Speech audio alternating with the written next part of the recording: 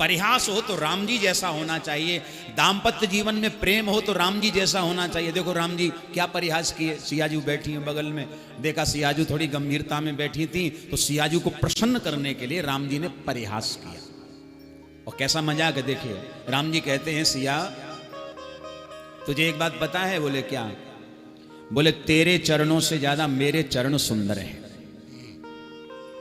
तेरे चरणों से मेरे चरण सुंदर हैं। सियाजू मुस्कुराने लगी और मुस्कुरा के हाथ जोड़ के बोली प्रभु ये क्या, अपनी प्रशंसा अपने मुख से कर रहे हैं आप? प्रशंसा सच्ची वो मानी जाती है कोई दूसरा पीठ पीछे करे, वो सच्ची प्रशंसा है। मुंह पे तो मतलबी स्वार्थी लोग करते ही करते हैं, बोलो राधे राधे, ये कौन सी प्रशंसा? और प्रभु फिर रही बात सुंदरता की, तो देखो जरा ध्यान से, आपके चरणों से मेरे चरण सुंदर हैं। राम जी बोले कैसे? सियाजू बोली आप हैं सांवरे और मैं हूं सुंदर गौर वर्ण की गोरी गोरी सी, देखो मेरे चरण सुंदर हैं कि आपके? अब राम जी कहते हैं कि मेरे चरण सुंदर, और सियाजू कहती है मेरे चरण सुंदर। धीरे धीरे यही परिहास झगड़े में बदल गया, दोनों में झगड़ा होने लगा। अच्छा झगड़ा भी प्यार भरा है, आपके हमारे जैसा नहीं है, प्यार भरा झगड़ा। लखनलाल जी इतने में आ गए पुष्प लेके, फूल लेके, राम जी को फूल समर्पित किए। राम जी बोले वाह लखन, बिल्कुल सही समय पे पहुंचे हो। एक काम करो, तुम्हारी भाभी का और मेरा झगड़ा हो रहा है।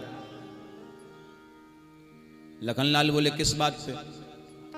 बोले तुम्हारी भाभी जी कहती हैं कि उनके चरण सुंदर हैं और मैं कहता हूं कि मेरे चरण सुंदर हैं।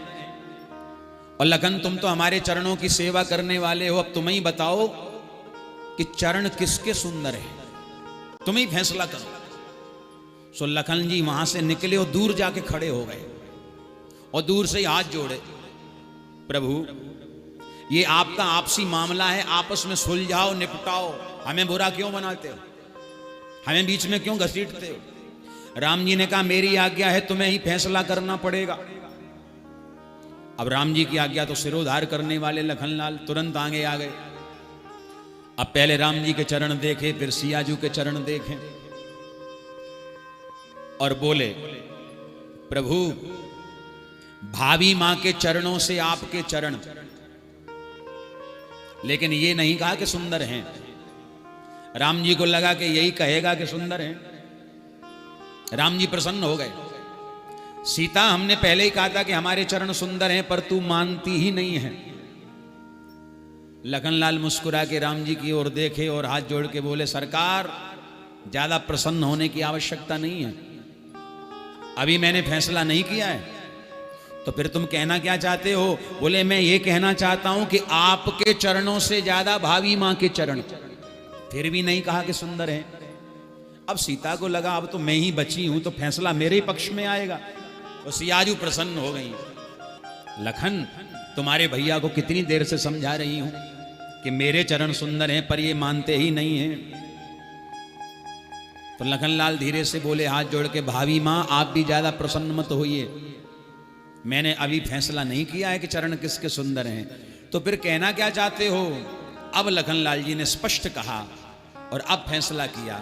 लखनलाल जी कहते हैं कि प्रभु हमारी सीता भाभी मां के चरण, हमारी सीता भाभी मां का जो आचरण है वो बड़ा सुंदर है, तो भाभी मां के सुंदर आचरण से आपके चरण सुंदर लगते हैं और आपके सुंदर आचरण से भाभी मां के चरण सुंदर लगते हैं।